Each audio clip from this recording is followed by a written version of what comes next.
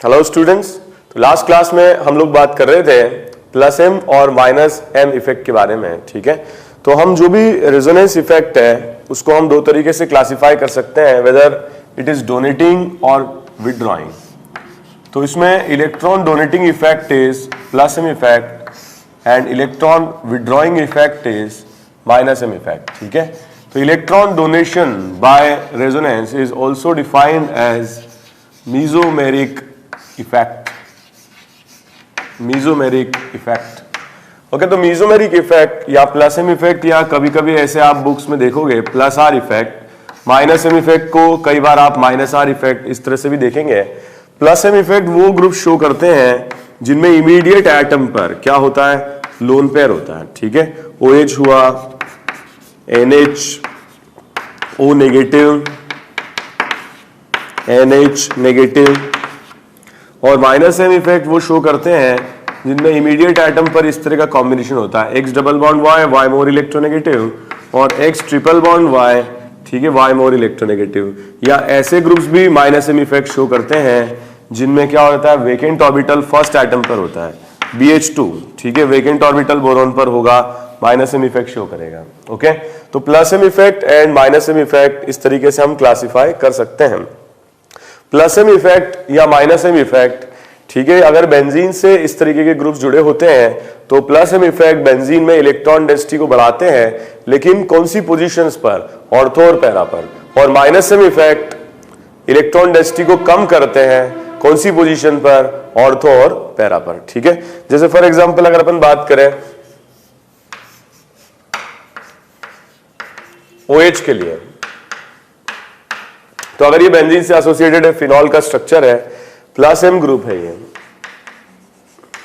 और plus M group है, हम इसका रेजोनेटिंग स्ट्रक्चर ड्रॉ करेंगे। तो इलेक्ट्रॉन डेंसिटी ऑर्थो पर बढ़ेगी। ओके, ऑर्थो से ये चार्ज माइग्रेट करके पैरा पर आ जाएगा,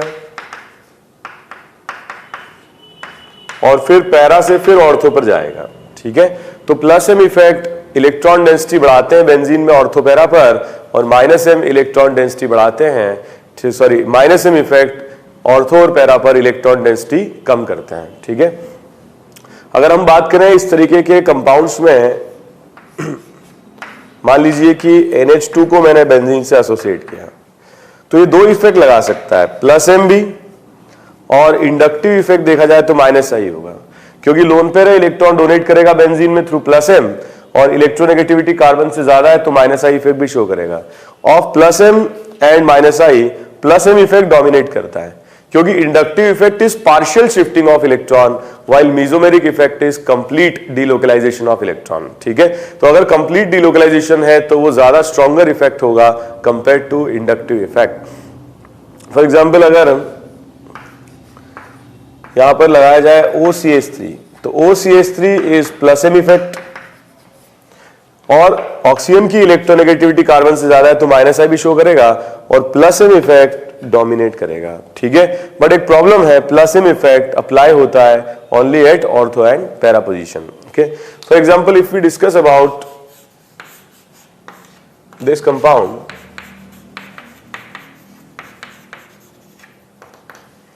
ओके, तो इसमें अगर हम बात करें, ये भी प्लस एम ग्रुप है, और क्योंकि इलेक्ट्रोनेगेटिविटी कार्बन से ज्यादा है तो माइनस आई भी शो करेगा, डोमिनेटिंग इफेक्ट होगा प्लस एम। ठीक है,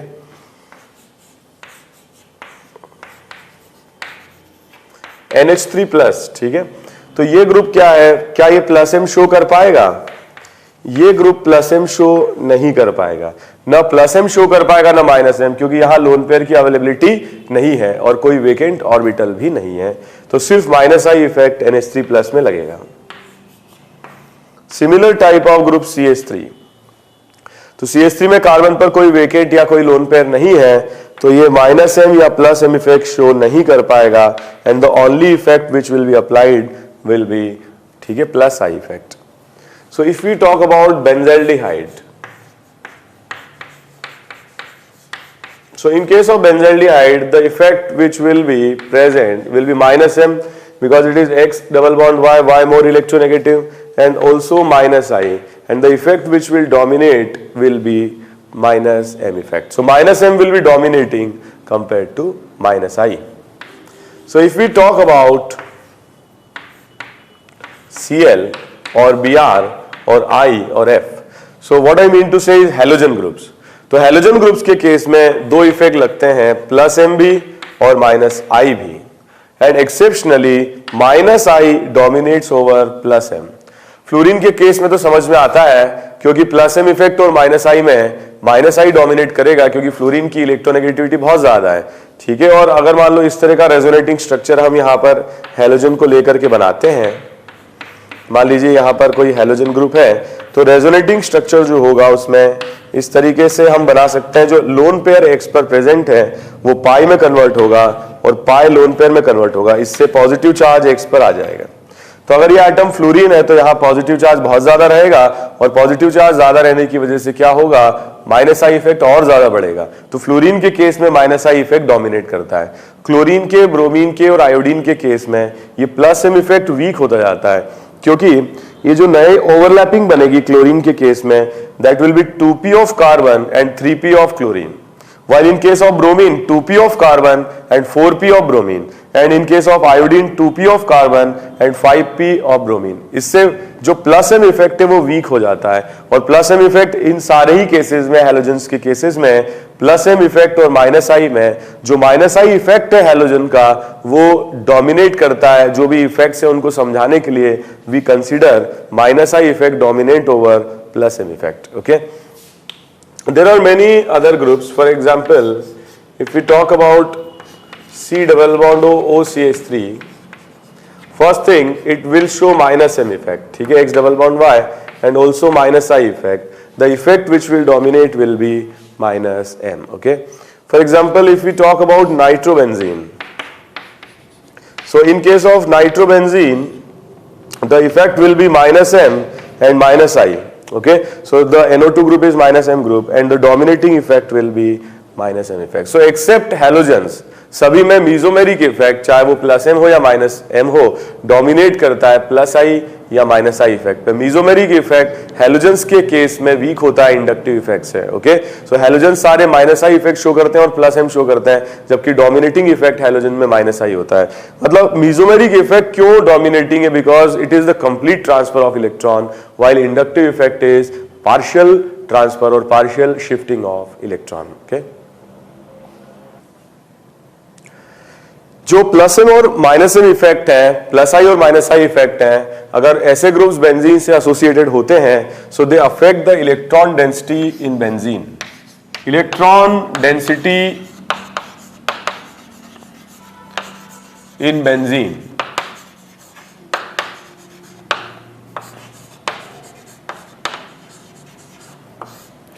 तो बेंजीन में इलेक्ट्रॉन डेंसिटी ग्रुप्स, जो भी ग्रुप्स यहां एसोसिएटेड रहते हैं वो कैसे अफेक्ट कर पाते हैं. फॉर एग्जाम्पल, अगर बेंजीन में इस तरीके के ग्रुप्स एसोसिएटेड हैं,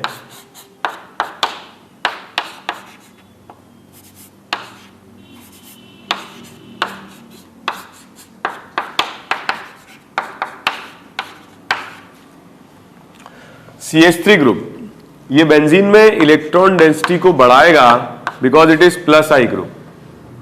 OH ग्रुप, ये बेंजीन में इलेक्ट्रॉन डेंसिटी बढ़ाएगा because it is plus M group. Cl group, ये दो इफेक्ट शो करता है जैसे कि हम बात कर चुके हैं, माइनस आई और प्लस M. ठीक है, and the dominating effect will be minus I, electron density को कम करेगा. NO2 minus M effect electron density को कम करेगा.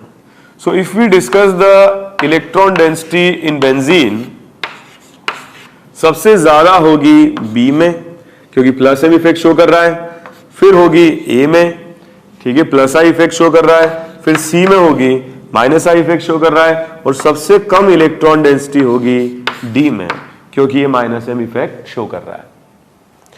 कई और भी ग्रुप्स हैं जो हम डिस्कस कर सकते हैं on the basis of they are plus I, minus I, plus M and minus M effect.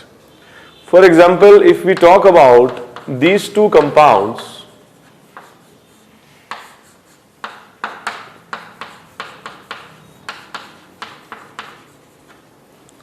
सो इन दोनों कंपाउंड्स में जो फर्स्ट कंपाउंड है ये प्लस एम इफेक्ट शो करेगा और second compound minus M effect show करेगा। ओके, और प्लस एम से इलेक्ट्रॉन डेंसिटी बेंजीन में बढ़ेगी और माइनस एम से इलेक्ट्रॉन डेंसिटी कम हो जाएगी। फर्स्ट वाले की इलेक्ट्रॉन डेंसिटी ज्यादा रहेगी सेकेंड के कंपैरिजन में।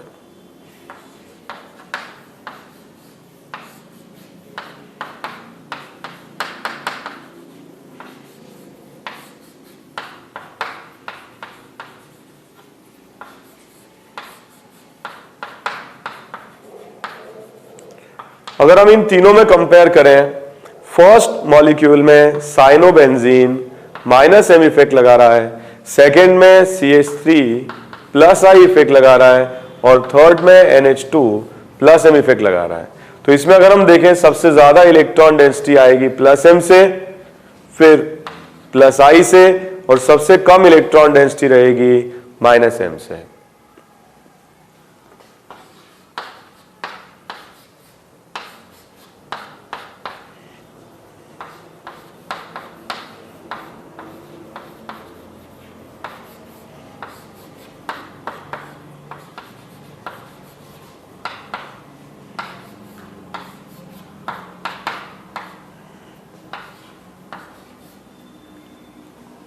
इन तीनों में यदि हम कंपैरिजन करते हैं तो ये group plus M effect show कर रहा है, ये ग्रुप भी प्लस एम इफेक्ट शो कर रहा है और ये group minus M effect show कर रहा है, और इस वजह से सबसे कम इलेक्ट्रॉन डेंसिटी आएगी माइनस एम, विड्रॉ कर लेगा।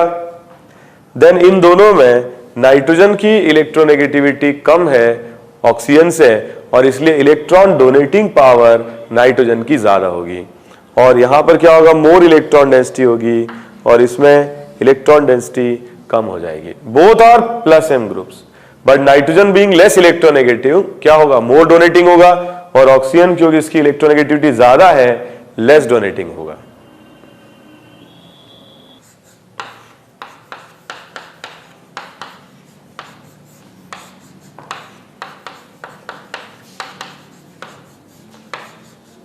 इन तीनों मॉलिक्यूल में अगर हम कंपेयर करते हैं इलेक्ट्रॉन डेंसिटी का, तो ये पहले दोनों compounds minus M effect show करते हैं और ये compound plus I effect show करता है। ठीक है, तो if we compare the electron density in these three compounds, सबसे ज्यादा सी में होगी। ये दोनों ही विड्रॉइंग है, मगर ए और बी के कंपैरिजन में बी ज्यादा विड्रॉइंग होगा क्योंकि यहां पर जो हेलोजन ग्रुप है ये माइनस आई इफेक्ट लगाएगा और माइनस आई इफेक्ट से withdrawing power of C double bond O will increase. ठीक है, तो बी, ए और बी में बी की इलेक्ट्रॉन डेंसिटी कम होगी।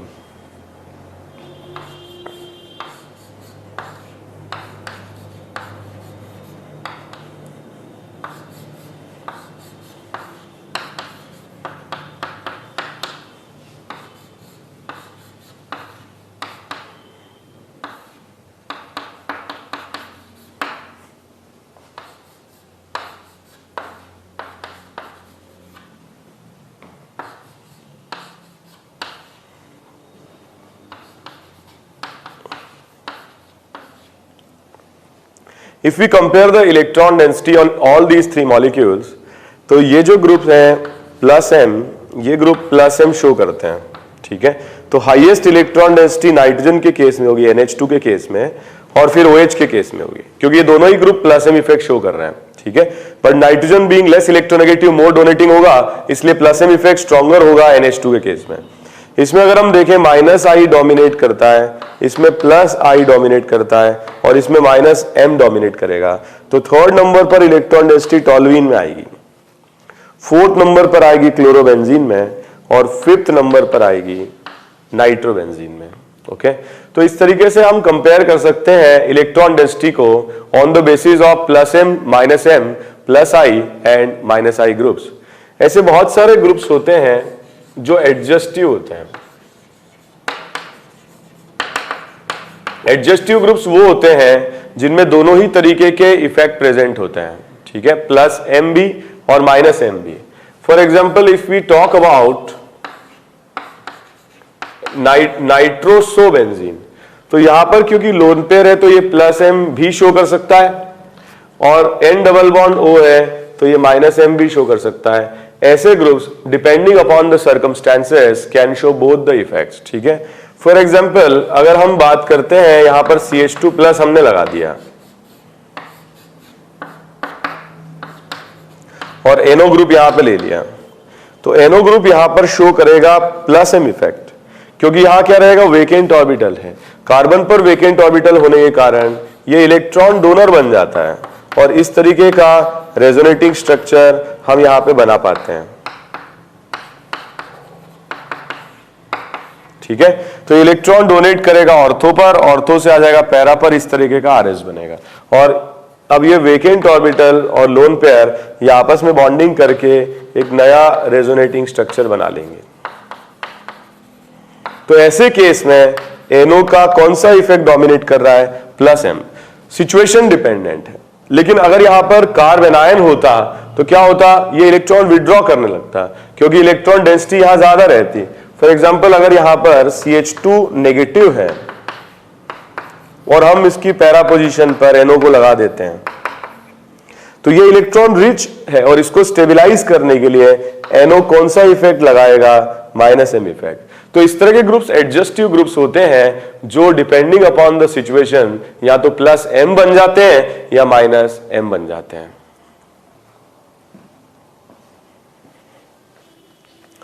और भी कई तरीके के ग्रुप्स हैं जो इस तरह का इफेक्ट शो करते हैं। उनमें एक इंपॉर्टेंट ग्रुप है विनाइल और एक और ग्रुप है फिनाइल या बेंजीन, ठीक है। तो फिनाइल ग्रुप और विनाइल ग्रुप दोनों ही एडजस्टिव ग्रुप्स होते हैं। फॉर एग्जाम्पल अगर हम यहां पर कोई ऐसा एटम लगा देते हैं जो इलेक्ट्रॉन डेफिशिएंट है, तो विनाइल ग्रुप अपने इलेक्ट्रॉन क्या कर देता है, डोनेट कर देता है, और डोनेट करने से क्या होगा, इसकी इलेक्ट्रॉन डेफिशिएंसी को पूरा कर देता है। तो यह RS या रेजोनेटिंग स्ट्रक्चर बना पाता है जिसके अंदर ये इलेक्ट्रॉन डोनर का काम कर रहा है, ठीक है। तो विनाइल ग्रुप क्या बन गया इसमें, +M। ऑफ कोर्स अगर ये इलेक्ट्रॉन दे रहा है तो वो क्या करेगा, गेन, तो वो क्या बन जाएगा, -M इफेक्ट बन जाएगा, -M ग्रुप बन जाएगा। अगर मान लीजिए कि यहां पर इलेक्ट्रॉन डेंसिटी ज्यादा आ जाती, मान लो ऑक्सीजन एटम हमने लगा दिया, ठीक है, O नेगेटिव, तो इसको हमने एसोसिएट किया विनाइल के साथ। अब क्या होगा, अब ये इलेक्ट्रॉन विड्रॉ करेगा तो इस तरीके का स्ट्रक्चर हमको यहां पे मिलेगा। तो ये ग्रुप क्या बन गया, ये ग्रुप बन गया -M, क्योंकि ये ग्रुप डोनर है, +M इफेक्ट है, ठीक है। तो ये एडजस्टिव ग्रुप है, डिपेंडिंग अपॉन द सिचुएशन अपनी जो मतलब इफेक्ट है उसको चेंज कर लेते हैं। For example if you talk about benzene, अगर हम यहां पे CH2+ लगा देते हैं तो CH2+ के साथ क्या होगा, CH2+ खुद क्या बन जाएगा, -M, ठीक है। इलेक्ट्रॉन विड्रॉ करेगा और इलेक्ट्रॉन विड्रॉ करेगा तो बेंजीन अपने जो पाई इलेक्ट्रॉन क्लाउड है वो शेयर कर लेता है, ठीक है। जो पाई बॉन्ड है वो क्या होता है, इस पाई बॉन्ड में कन्वर्ट हो जाता है। तो ये क्या बन गया, ये बन गया -M इफेक्ट, इलेक्ट्रॉन विड्रॉ कर रहा है, तो बेंजीन क्या बन गया, इलेक्ट्रॉन डोनर बन गया, ठीक है, एडजस्ट कर रहा है अकॉर्डिंग टू CH2+। और अगर मान लीजिए यहां पर NH नेगेटिव हम बेंजीन से एसोसिएट कर देते हैं, तो NH नेगेटिव खुद क्या है, इलेक्ट्रॉन डोनर है, that means it is +M। और +M है तो क्या होगा, ये तो इलेक्ट्रॉन डोनेट करेगा और रेजोनेटिंग स्ट्रक्चर से हमें पता चलेगा अगर ये इलेक्ट्रॉन डोनेट कर रहा है तो बेंजीन इन इलेक्ट्रॉन पेयर को गेन कर लेगा एट ऑर्थो और पैरा पोजीशन। तो ये ग्रुप क्या बन गया, +M, और बेंजीन इसमें क्या बन गया, -M। इस तरह के ग्रुप्स को एडजस्टिव ग्रुप्स कहा जाता है जो डिपेंडिंग अपॉन द सिचुएशन अपना नेचर चेंज कर लेते हैं, आइदर एस +M और S -M।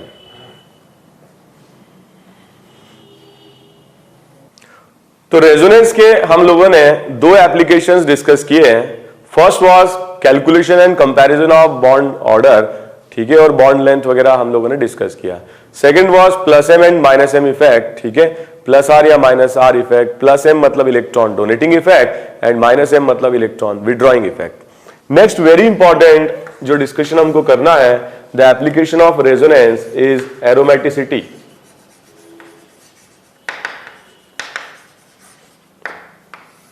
Aromaticity is a property of cyclic conjugated planar compounds, ठीक है। तो साइक्लिक कंपाउंड्स की प्रॉपर्टी है, एक एग्जांपल बेंजीन का हम लेकर के इसको समझते हैं। बेंजीन में जितने भी कार्बन एटम्स होते हैं उन सबके पास p ऑर्बिटल्स होते हैं और ये प्योर p ऑर्बिटल्स बेंजीन के प्लेन के परपेंडिकुलर होते हैं। ये सारे p ऑर्बिटल्स एक एक इलेक्ट्रॉन कैरी करते हैं और ये आपस में जब बॉन्डिंग करते हैं पाई बॉन्ड बनाते हैं तो इस तरीके से 3 पाई बॉन्ड जनरेट करते हैं। This is Kekule structure. तो एक्चुअल में ये p ऑर्बिटल्स जो कि एक दूसरे के पैरेलल है और बेंजीन के प्लेन के परपेंडिकुलर है, ये अपना एग्जिस्टेंस लूज कर देते हैं और ये इंटरमिक्स होकर के मॉलिक्यूलर ऑर्बिटल्स बना लेते हैं। इन मॉलिक्यूलर ऑर्बिटल्स की एनर्जी इस तरीके से डिस्ट्रीब्यूटेड होती है।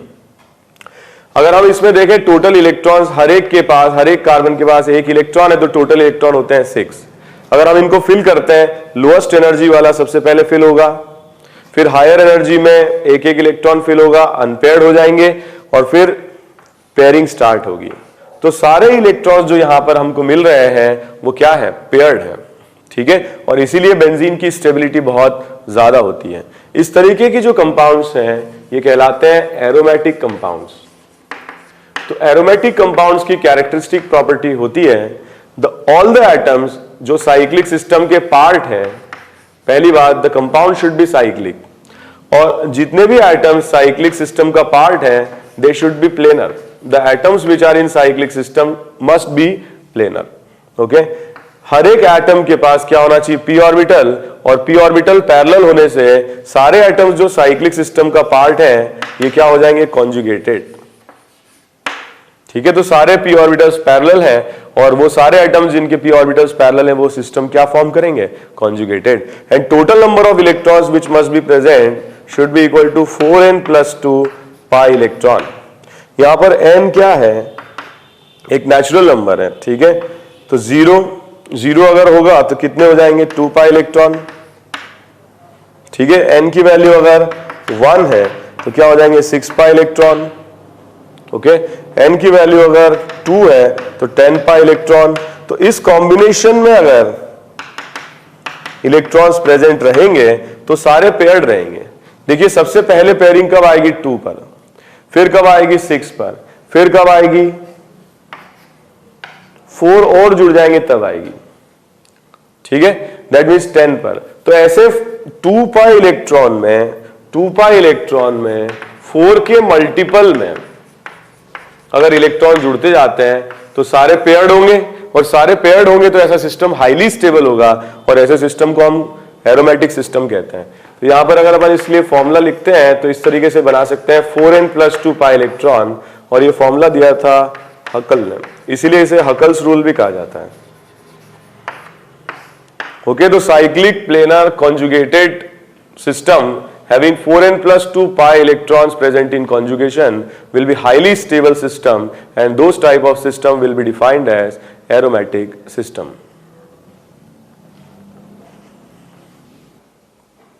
ऐसे सिस्टम की अगर हम बात करें जिनमें 4 के मल्टीपल में इलेक्ट्रॉन्स हैं, for example if we talk about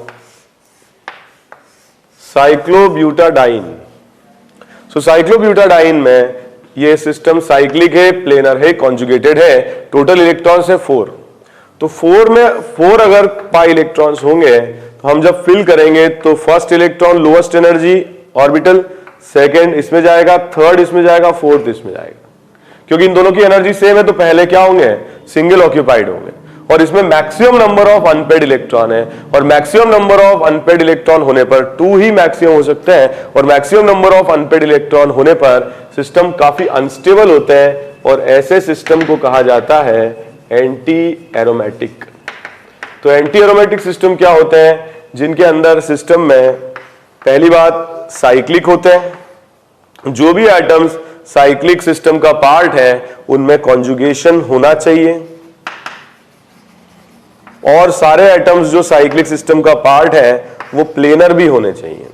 तो प्लेनर और कॉन्जुगेटेड, ठीक है, होना चाहिए अगर साइक्लिक सिस्टम है, और सारे एटम जो साइक्लिक का पार्ट है वो प्लेनर है और कॉन्जुगेटेड है, तो ऐसा सिस्टम एंटी एरोमेटिक हो सकता है जब उसमें 4n पाई इलेक्ट्रॉन हो, ठीक है। जो n की वैल्यू है क्या होगी, अगर 1 है तो 4 पाई इलेक्ट्रॉन होंगे, n की वैल्यू अगर 2 होगी तो 8 पाई इलेक्ट्रॉन होंगे, n की वैल्यू अगर 3 होगी तो 12 पाई इलेक्ट्रॉन होंगे। तो इस तरीके से इस कॉम्बिनेशन में अगर इलेक्ट्रॉन आते हैं तो ऐसा सिस्टम हाईली अनस्टेबल होता है बिकॉज ऑफ रेजोनेंस, और ऐसे सिस्टम को कहा जाता है एंटी एरोमेटिक सिस्टम। ओके, तो एंटी एरोमेटिक सिस्टम और एरोमेटिक सिस्टम क्या होते हैं? हाईली, या तो एरोमेटिक है तो हाईली स्टेबल है, और अगर एंटी एरोमेटिक है तो हाईली अनस्टेबल है। लेकिन जो नॉर्मल कंपाउंड्स होते हैं, नॉर्मल कंपाउंड मतलब सिस्टम साइक्लिक ही नहीं है, ठीक है, कॉन्जुगेटेड है मगर ओपन चेन स्ट्रक्चर है, या फिर अगर साइक्लिक है तो रेजोनेंस नहीं कर रहे हैं एटम, ठीक है, या फिर ऐसा सिस्टम जो साइक्लिक है, ठीक है, मगर यहां देखिए कोई कॉन्जुगेशन नहीं है। तो ये सारे नॉर्मल कंपाउंड्स हैं, और नॉर्मल कंपाउंड्स में मॉलिक्यूलर ऑर्बिटल बनते नहीं है, और ऐसे कंपाउंड्स को कहा जाता है नॉन एरोमेटिक। तो सिमिलर टाइप के सिस्टम में जिनमें मॉलिक्यूलर मास लगभग सेम है, उनकी अगर हम बात करें तो स्टेबिलिटी ऑर्डर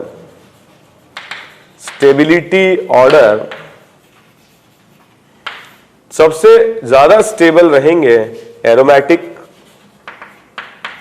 उसके बाद होंगे non aromatic, because non aromatic compounds are normal compounds, ना रेजोनेंस से स्टेबिलिटी गेन कर पाते हैं उतनी ज्यादा, ना उतनी ज्यादा लूज कर पाते हैं, और जो सबसे बड़े लूजर्स होते हैं they are anti aromatic compound, सबसे कम स्टेबल होते हैं। फॉर एग्जाम्पल अगर हम कंपेयर करते हैं बेंजीन की स्टेबिलिटी, ठीक है, इन तीनों कंपाउंड्स में हम कंपैरिजन करते हैं, तो ये कंपाउंड साइक्लिक है, प्लेनर है, कॉन्जुगेटेड है, 6 पाई इलेक्ट्रॉन है, ये एरोमेटिक है, सबसे ज्यादा स्टेबल होगा। साइक्लिक है, प्लेनर है, कॉन्जुगेटेड है, 4 पाई इलेक्ट्रॉन है, ये एंटी एरोमेटिक होगा, और ये कंपाउंड क्या होगा? Non aromatic. तो इस तरीके से इन तीनों की स्टेबिलिटी का ऑर्डर हम डिफाइन कर सकते हैं on the basis of aromaticity.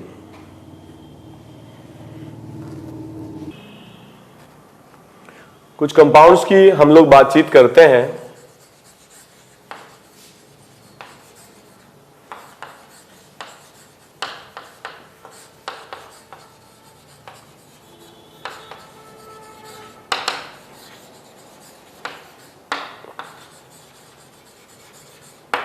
Okay, सबसे पहले हम बात करते हैं cyclopropane,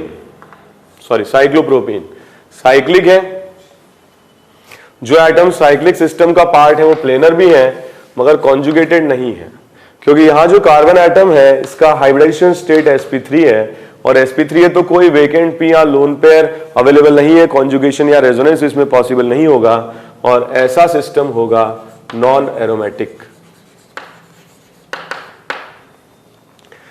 Okay, let's talk about cation of this compound. So it is cyclic, it is planar, it is also conjugated, case A type of resonance, double bond, single bond, vacant. So the system will be aromatic, okay, with number of pi electrons, कितने हैं इसमें? 2 pi electron। तो यहां अगर हम देखें तो number of pi electron इसमें 2 रहेंगे, ठीक है, तो ये क्या होगा? एरोमेटिक होगा। If we talk about anion of this system, so it is cyclic, it is planar, it is conjugated, but how many pi electrons? 2 तो इसमें हो गए और 2 लोन पेयर में हो गए, मतलब कुछ ऐसा सिस्टम ये रहेगा।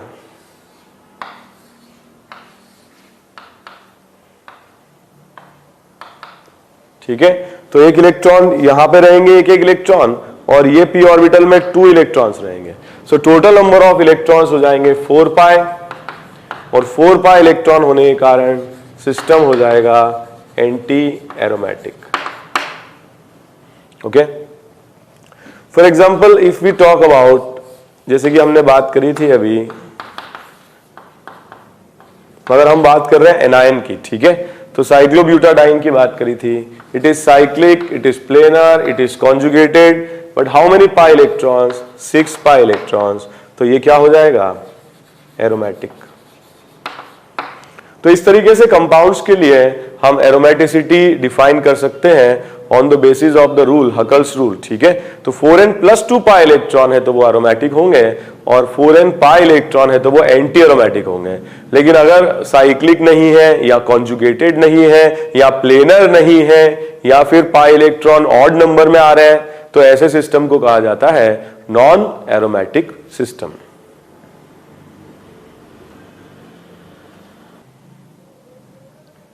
कुछ क्वेश्चंस हम लोग प्रैक्टिस के लिए करते हैं, ठीक है।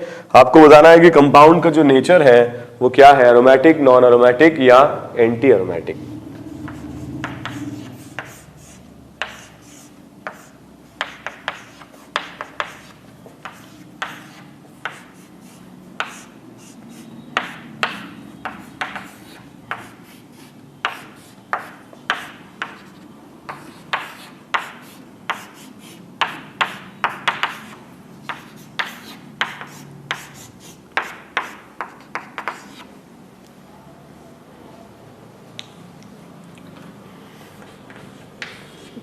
क्वेश्चन नंबर 5, 2 पाई इलेक्ट्रॉन के साथ साइक्लिक है, प्लेनर है, कॉन्जुगेटेड है, और 2 पाई इलेक्ट्रॉन के साथ ये कंपाउंड एरोमेटिक होगा। अगर हम 6 क्वेश्चन की बात करें तो ये sp3 कार्बन है, एक भी है तो कॉन्जुगेशन ब्रेक हो गया, और कॉन्जुगेशन ब्रेक हो गया तो ये नॉन एरोमेटिक कंपाउंड होगा। यहां पर अगर हम देखें 2, 4 and 5 pi electron odd number है तो nature of the compound will be non aromatic. यहां पर अगर हम देखें cyclic, planar, conjugated, but number of pi electrons will be 4 and 4 will make this anti-aromatic. If you talk about 9th, so 2, 4 and 6 pi electron, it will be cyclic, planar, conjugated, and the nature of the compound will be aromatic.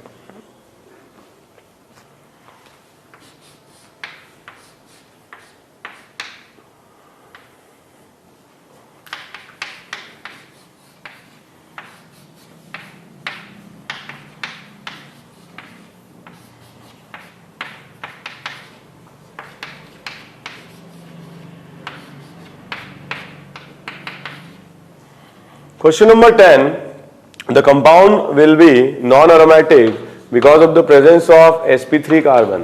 Okay. If we talk about question number 11, again it will be non-aromatic because of the presence of sp3 carbon, conjugation नहीं होगा। यहां अगर हम देखें, पहली बात oxygen पर 2 lone pairs present होंगे, लेकिन एक ही लोन पेयर होगा जो इन p ऑर्बिटल्स के पैरेलल होगा, जो p पाई बना रहे हैं उन p ऑर्बिटल्स के पैरेलल एक ही लोन पेयर होगा। तो जब किसी एटम के पास 2 लोन पेयर्स होते हैं तो हम एक ही लोन पेयर को कॉन्जुगेशन का पार्ट काउंट करेंगे, दूसरे लोन पेयर को हम कॉन्जुगेशन का पार्ट काउंट नहीं करेंगे। सो 2 pi electron, 4 pi electron and 6 pi electron, and 6 pi electron will make the compound aromatic. Okay, next यहां पर हम देखें total number of pi electrons 2, 4, 6 and 2, 8. So 8 pi electron के साथ it will be anti aromatic. तो जब भी किसी एटम के पास 2 लोन पेयर्स हैं और वो कॉन्जुगेशन में पार्ट ले रहा है तो एक ही लोन पेयर होगा जो दूसरे p ऑर्बिटल के साथ पैरेलल होगा, वो एक ही डायरेक्शन होगी। जो सेकंड लोन पेयर होगा वो सेम या पैरेलल नहीं हो सकता है, तो एक लोन पेयर को हम कॉन्जुगेशन में काउंट करेंगे और दूसरे लोन पेयर को हम कॉन्जुगेशन में काउंट नहीं करेंगे।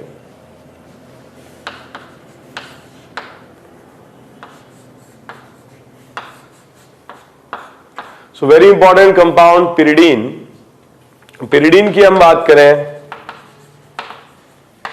सो साइक्लिक है, प्लेनर है, कॉन्जुगेटेड है, total number of pi electron 2, 4 and 6। यहां पर ऑलरेडी एक पाई बॉन्ड एटम के पास है और इसकी डायरेक्शन जो p ऑर्बिटल की है वो इनके पैरेलल रहेगी, तो ये लोन पेयर उस डायरेक्शन में नहीं आ सकता है जिसमें ये पाई बॉन्ड प्रेजेंट है। मतलब हम ये बोल सकते हैं कि ऑलरेडी p ऑर्बिटल्स नाइट्रोजन के पास प्रेजेंट है जो बाकी p ऑर्बिटल्स के पैरेलल हैं, तो ये जो लोन पेयर है ये रेजोनेंस का पार्ट नहीं हो सकता है या कॉन्जुगेटेड नहीं हो सकता है। तो ऐसे केस में हम लोन पेयर को काउंट नहीं करेंगे और 6 पाई इलेक्ट्रॉन के साथ it will be aromatic. Okay, if we talk about pyrrole,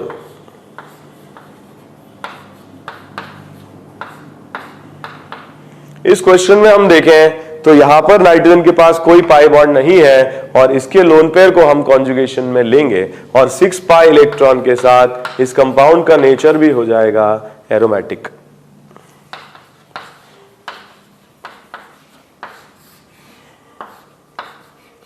boron के पास एक वेकेंट ऑर्बिटल होगा जिससे कि कॉन्जुगेशन कंप्लीट रहेगा। Boron carbon carbon conjugated, case 1 double bond single bond vacant, 2 पाई इलेक्ट्रॉन के साथ ये सिस्टम रहेगा एरोमेटिक।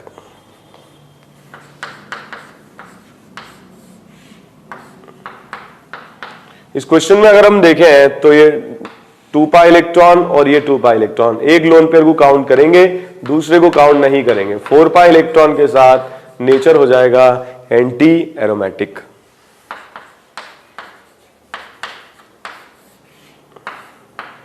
यहां पर भी हम देखें 2 और 2 4 पाई इलेक्ट्रॉन है और 4 पाई इलेक्ट्रॉन के साथ nature will be anti aromatic. Okay, very important compound furan. So यहां पर अगर हम देखें 2 + 2 + 2 6 पाई इलेक्ट्रॉन के साथ the nature of the compound will be aromatic.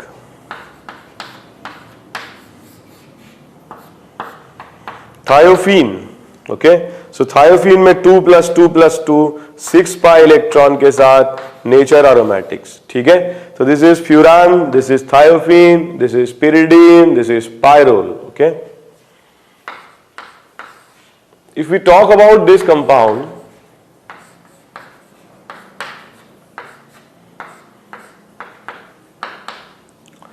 तो हम बात करें 2 पाई इलेक्ट्रॉन, 2 पाई 4 + 2 6 पाई इलेक्ट्रॉन, तो ये वाला जो लोन पेयर हम काउंट नहीं करेंगे। 6 पाई इलेक्ट्रॉन के साथ the nature of the compound is aromatic.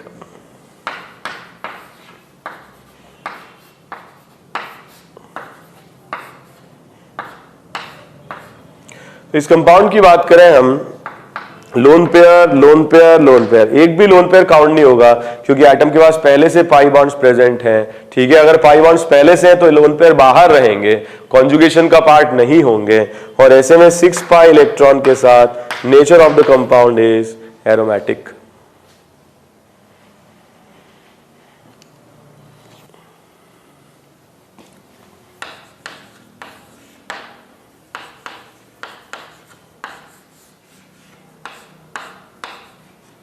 The compound with 4 pi electron cyclic planar conjugated 4 pi electron, the compound will be anti-aromatic. If we talk about inorganic benzene,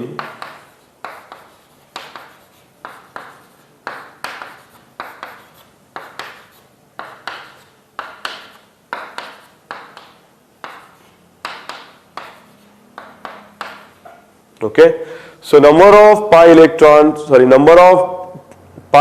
which are in conjugation 2, 4 and 6, and with 6 pi electron the nature of compound will be aromatic.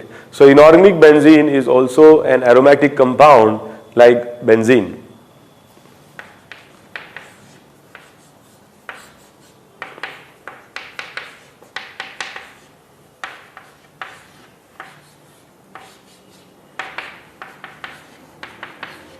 So these are the derivatives of benzene. If we talk about their stability, it will be 2 less, 2, 4, 6 and 8, 8 pi electrons के साथ the nature of the compound will be anti-aromatic.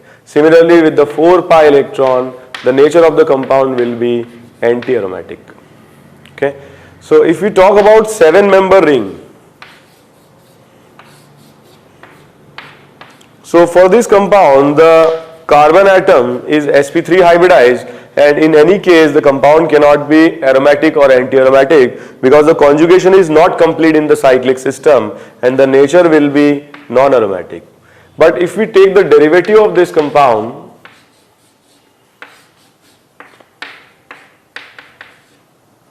okay, तो अगर हम इस cation की बात करें, first, second and third 3 pi bond मतलब 6 पाई इलेक्ट्रॉन के साथ the nature of the compound is aromatic. ऐसे कंपाउंड्स जो 7 मेंबर रिंग बनाते हैं और नेचर एंटी एरोमेटिक आता है, for example this compound cyclic है, ठीक है, कॉन्जुगेशन शो कर रहा है, तो 8 पाई इलेक्ट्रॉन्स, तो जब कार्बन एटम का नंबर 7 या उससे ज्यादा होता है तो ऐसी रिंग्स एंटी एरोमेटिक नहीं हो पाती हैं। इनफैक्ट क्या होता है, ये अपने प्लेन को लूज कर देते हैं, ये ऐसे फॉर्म में कन्वर्ट हो जाते हैं जो नॉन प्लेनर रहता है, ठीक है, और नॉन प्लेनर होने के कारण क्या होता है, कॉन्जुगेशन हो नहीं पाता है। 7 member ring in order to gain stability they move out of plane, और आउट ऑफ प्लेन जाने के कारण, नॉन प्लेनर होने के कारण क्या हो जाते हैं, ये नॉन एरोमेटिक हो जाते हैं। तो ऐसी मोनोसाइक्लिक रिंग जिनमें 7, मोनोसाइक्लिक मतलब एक ही साइक्लिक होना चाहिए, जिनमें 7 एटम्स हैं, वो कभी एंटी एरोमेटिक नहीं होंगे, वो नॉन प्लेनर चले जाएंगे, जिससे उनकी स्टेबिलिटी बढ़ जाएगी और नॉन एरोमेटिक के फॉर्म में कन्वर्ट हो जाएंगे।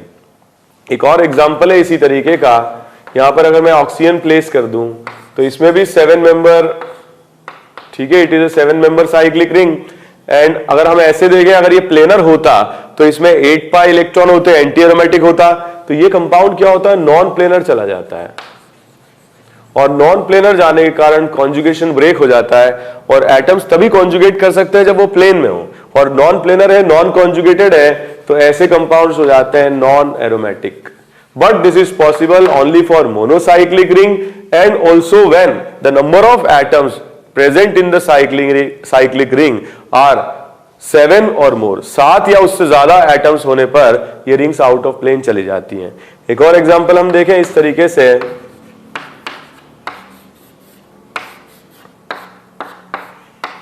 तो again it is a 7 member ring, and according to the rule अगर ये कॉन्जुगेटेड होता, प्लेनर होता, तो ये एंटी एरोमेटिक होता, बट ये एक्सेप्शनली नॉन प्लेनर चला जाता है, and the nature of this compound becomes non aromatic.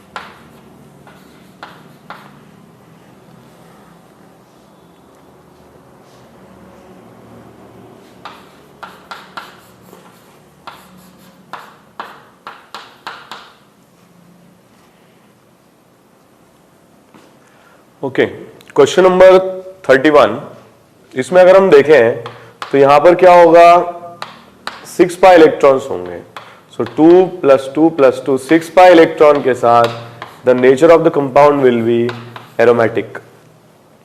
इस क्वेश्चन में अगर हम देखें 2 + 2 + 2 अगेन 6 पाई इलेक्ट्रॉन, बोरॉन पर प्रेजेंट होगा वेकेंट ऑर्बिटल, कॉन्जुगेशन कंप्लीट हो जाएगा, ठीक है, it will be aromatic. So lone pair and vacant, lone pair vacant, double bond single bond lone pair, conjugation complete हो जाएगा, कंपाउंड विल बी एरोमेटिक। इस question की अगर हम बात करें,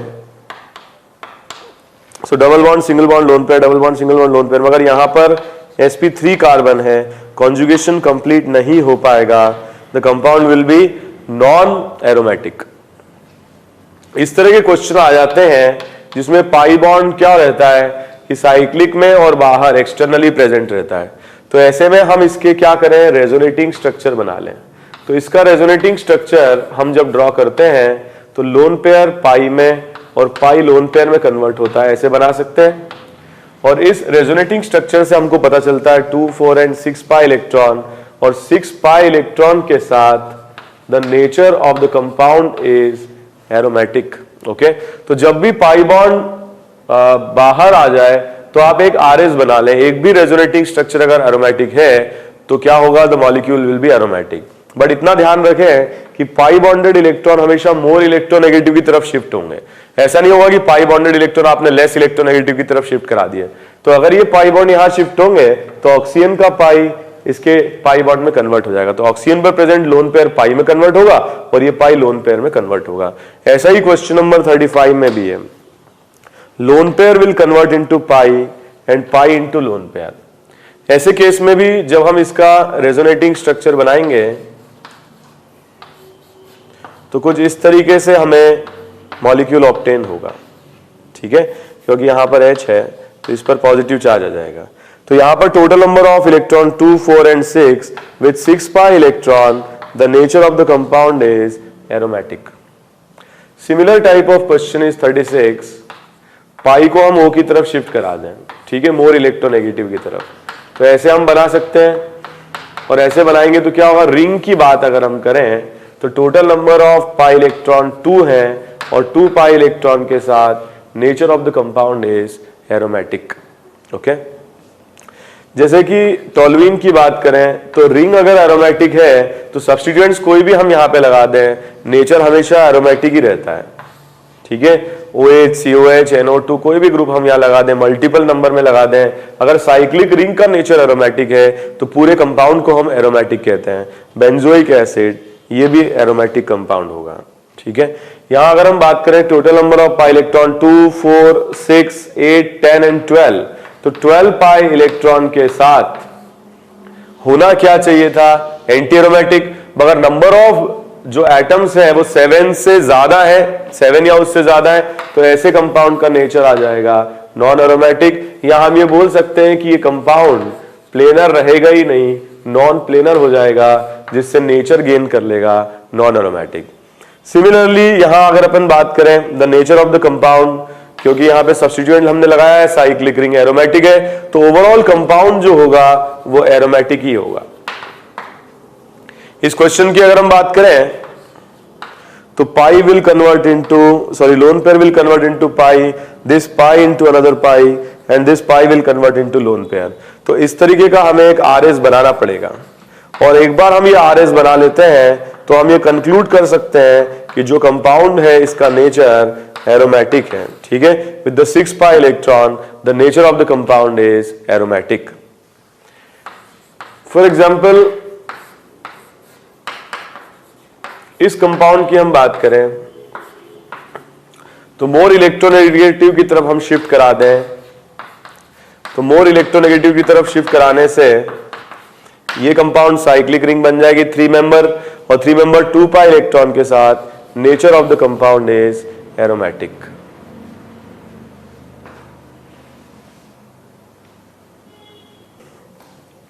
एक और क्वेश्चन हम देखें इसमें,